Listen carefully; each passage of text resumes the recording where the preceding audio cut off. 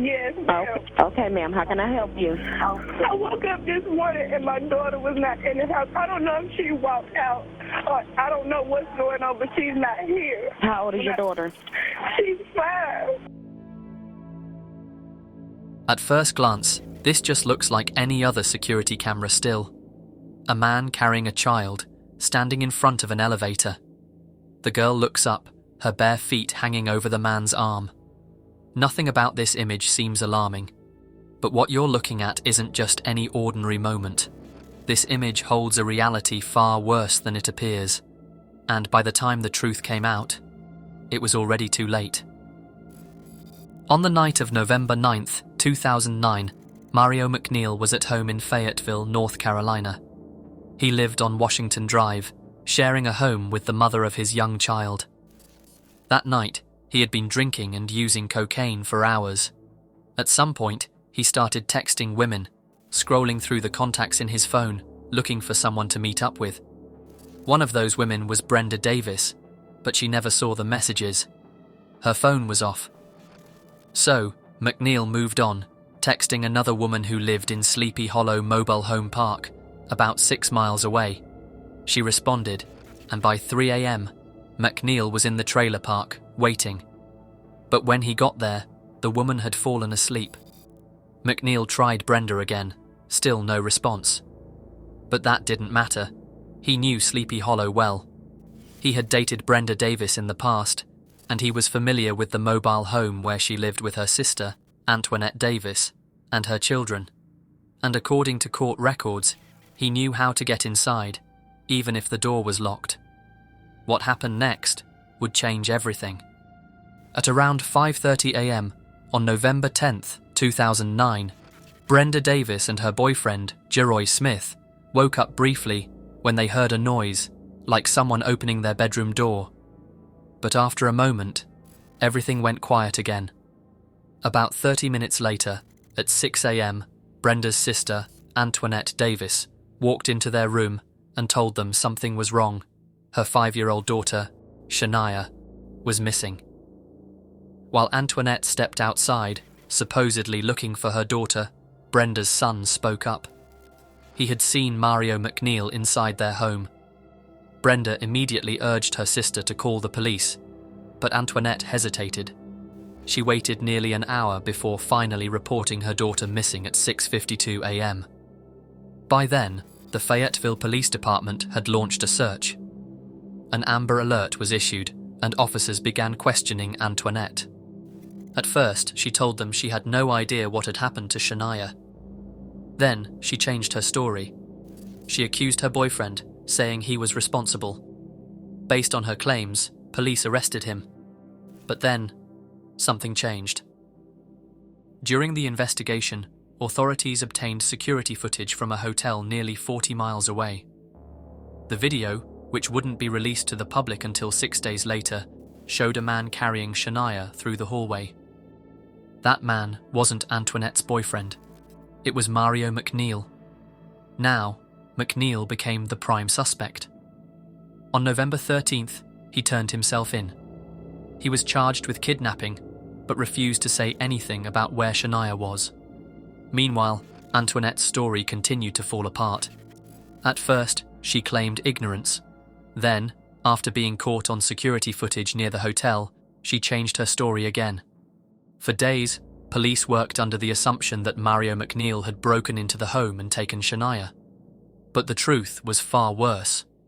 Antoinette knew McNeil too. In fact, according to court records, she owed McNeil $200. Faced with him at Sleepy Hollow Mobile Home Park, he demanded his payment, either in cash or sex. But she didn't have the money. This is when she offered up Shaniya. She was just 5 years old. Shortly after, McNeil was seen carrying Shaniya through the hallway of a Sanford hotel. It was just after 6 in the morning.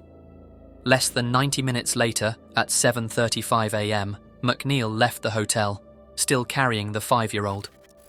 A hotel employee saw him as he walked out. They didn't stop him, but something about the scene felt off. It wasn't until the next day, when Amber Alerts began circulating, that hotel employees recognized Shaniya's face. They contacted law enforcement. By then, it was already too late. When investigators questioned Antoinette Davis, she claimed she had tried to stop McNeil from taking Shaniya, but detectives didn't believe her. Outside the mobile home, they found a feces-covered blanket discarded in a trash can. It suggested that something terrible had happened to Shaniya before she ever left the house. Then, the search for Shaniya came to a devastating end. During his trial, McNeil told the court he couldn't remember exactly where he had left her. His lawyers claimed she was somewhere along Route 87, between Spring Lake and Sanford, near a set of green portable toilets. Officers, along with K9 units, began searching the area. One of them made the discovery. Shaniya's body was found hidden beneath a log in the woods. An autopsy later confirmed what investigators feared. She had been assaulted and smothered. In May 2013, McNeil was convicted of kidnapping, murder, human trafficking, sexual servitude, and other offences involving children. He was sentenced to death. Antoinette Davis was pregnant when she was arrested. After giving birth, the child was placed into foster care. She later entered Alford pleas, meaning she didn't admit guilt but acknowledged there was enough evidence to convict her. She was sentenced to at least 17 years in prison, with a requirement to register as a sex offender for at least 30 years. As of today, Antoinette Davis remains in prison. State prison records say Davis is expected to be released in May 2027. As for Mario McNeil, he's still on death row and confined to his cell for 23 hours a day. The security footage captured just a single moment, silent, still, and unassuming. But a single image can never tell the full story. Behind this frame was a reality far worse than anyone could have imagined. A reality that ended in tragedy. This is Images, with disturbing backstories.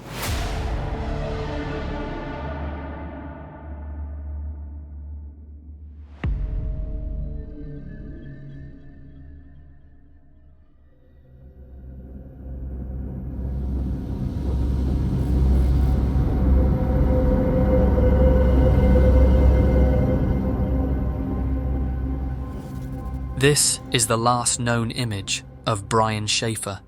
It was taken on April 1st, 2006, outside the Ugly Tuna Saloona in Columbus, Ohio. Moments later, Brian walked back into the bar, and then he vanished. Not a single person has seen him since. But here's the part that makes this case so bizarre.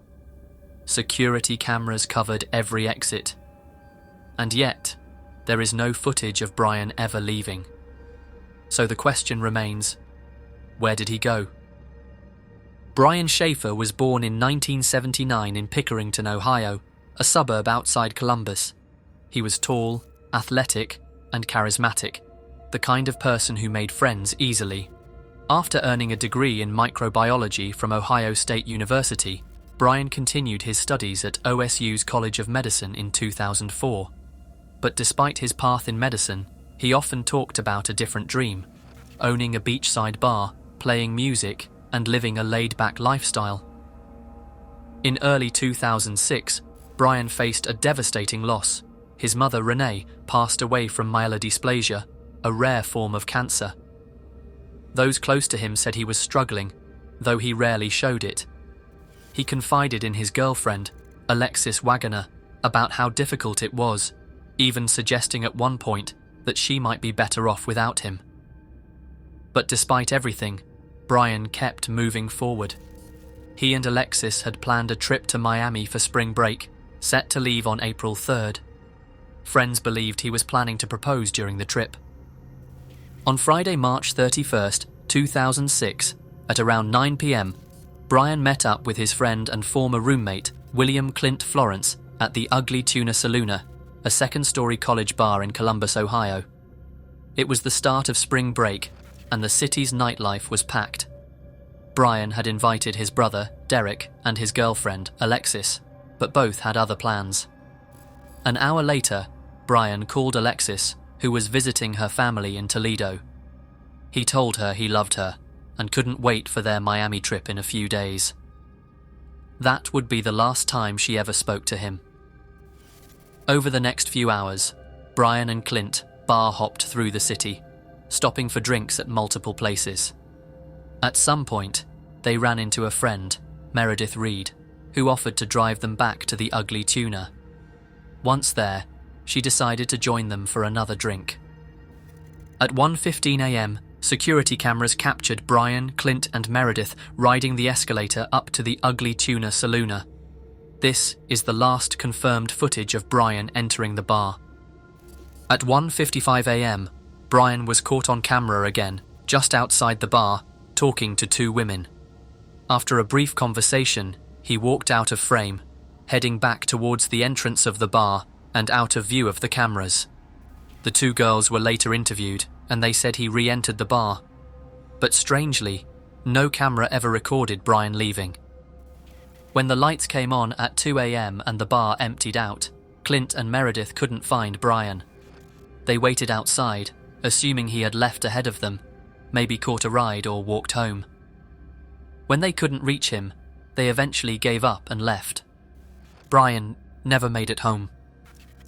When Brian Shaffer was reported missing, police immediately focused their search on the Ugly Tuna Saloona, the last place he was seen. The area had a reputation for crime, which is why the bar and surrounding businesses had multiple surveillance cameras. Reviewing the footage, investigators saw Brian arrive, and an hour later, he was seen again outside the bar, talking to two women. But there was no footage of him ever leaving. This was the first major problem in the investigation. How does someone vanish from a bar where every exit was under surveillance? To rule out foul play, police expanded their search beyond the bar. They checked dumpsters, parking lots, alleyways, and even convinced the city of Columbus to let them search the sewer system. They brought in cadaver dogs, but no trace of Brian was ever found. Meanwhile, Brian's apartment, just 6 blocks away, remained untouched. His car was still parked outside. His bed was made. Nothing inside suggested he had planned to leave, and yet he was gone. Some believe Brian staged his disappearance, maybe to start over after his mother's passing, but nothing suggests that. His car was still parked outside his apartment. He had a trip to Miami planned with Alexis, and if he wanted to vanish, why go to such lengths to avoid the cameras? It doesn't add up. Then there's the idea that he may have taken his own life. But if that was the case, where is his body? Police searched everywhere, with cadaver dogs picking up nothing. And then, there's the phone call. Months after his disappearance, Alexis kept calling his number every night. It always went to voicemail, until one night in September 2006, when it rang 3 times before disconnecting. The phone pinged 14 miles away in Hilliard, Ohio. Was it a glitch? Or was Brian, or at least his phone, still out there? There's the possibility of foul play. One person who has always been under scrutiny is Clint Florence, the friend who was with Brian that night. Clint initially cooperated with the investigation, but later refused to take a polygraph test. His lawyer advised against it, which isn't unusual, but it raised suspicions. Did he know something more? Or was he just protecting himself from speculation? Police also considered the smiley face killer theory, which linked several young men's drownings to an unidentified group. But in Brian's case, there was no evidence to support this. But then one of the strangest theories is that Brian never left the Ugly Tuna at all. Some think he may have fallen into an elevator shaft, a hidden area, or even been concealed inside the bar itself. But police searched every inch of the building. No sign of Brian. Could he have gone out the back exit? Possibly. But that led into a dark construction site, filled with debris. If he fell, his body would have been found. Despite extensive searches, media coverage, and countless theories, not a single confirmed sighting of Brian Shaffer has ever been recorded since April 1st, 2006. There's no solid proof of foul play, no evidence of him taking his own life, and no reason to believe he staged his disappearance. We're left with just one last image: Brian, standing outside the ugly tuna saloona. His disappearance remains one of the most baffling missing person cases in modern history. His father, Randy Shaffer, never stopped searching for answers. He passed away in 2008, still holding on to hope that one day his son would come home. But after almost 19 years, Brian never has, and most likely never will.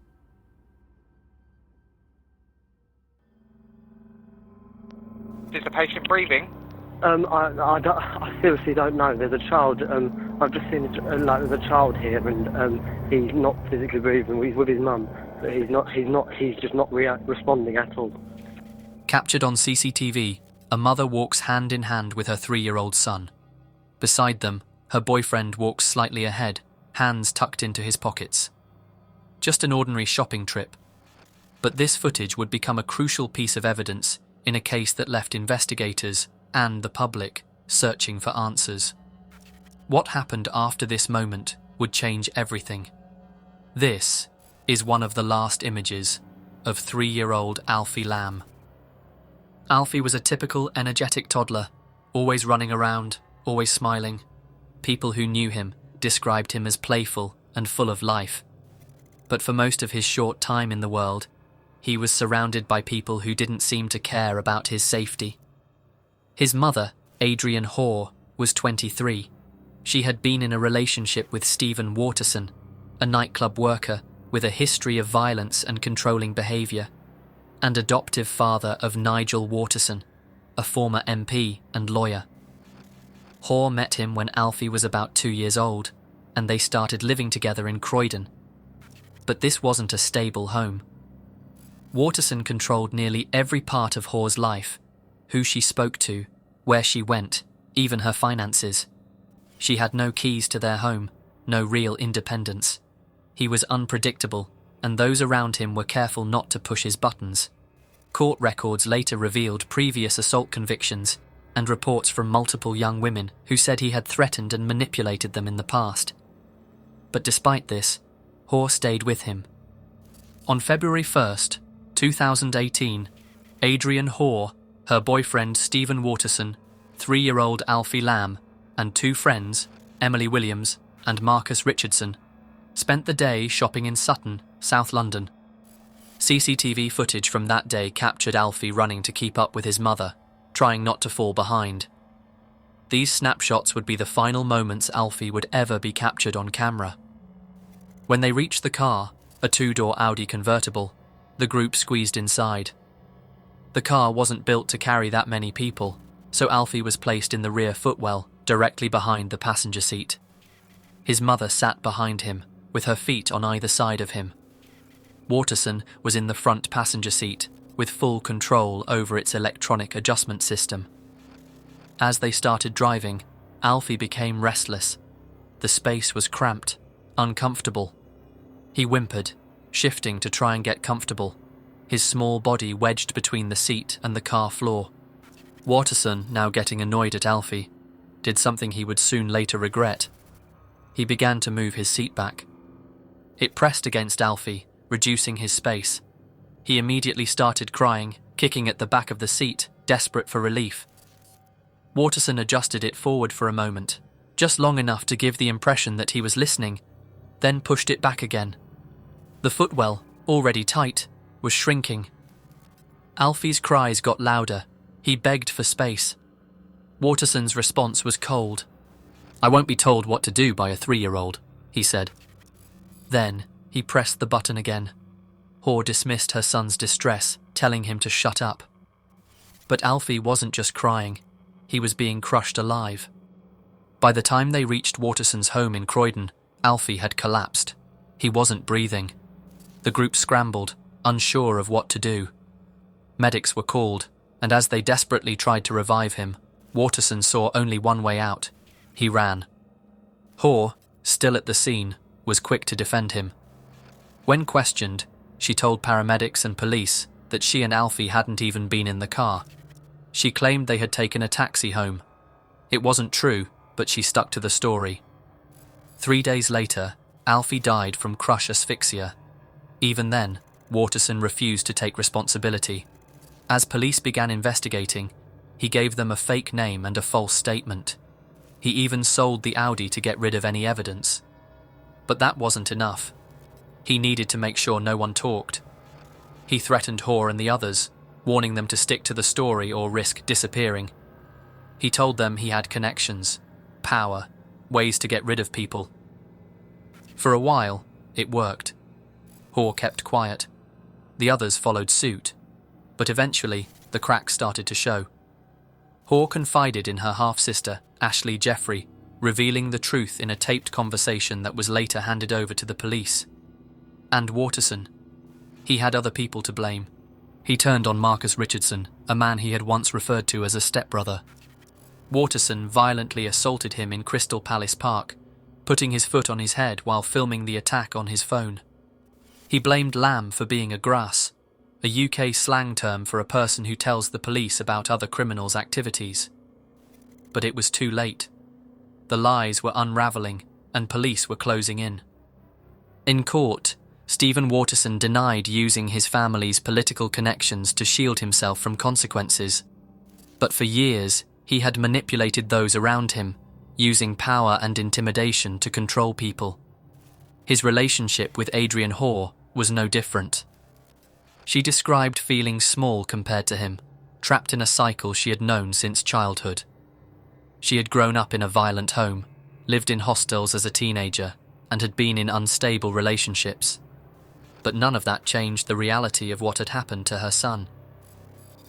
Text messages revealed that even as Alfie lay in intensive care, she was more focused on keeping Waterson in her life than on what was happening to her child. Meanwhile, Waterson was messaging multiple other women, arranging to meet them. At first, Waterson denied manslaughter, claiming he had only moved the seat once. But after a mistrial, he pleaded guilty at the start of his retrial. In 2019, he was sentenced to 7.5 years for manslaughter and perverting the course of justice. Just 3 years later, in 2022, he was released on parole without Alfie's family even being informed, a decision that sparked calls for a formal apology from the Ministry of Justice. Hoare, sentenced to 2 years and 9 months for child cruelty, was released early but was recalled to prison in 2020 for breaching her licence conditions. But at the end of it all, the sentences, the court hearings, and the lies, one fact remains. A 3-year-old boy lost his life over something that never should have happened. And for that, there will never be real justice.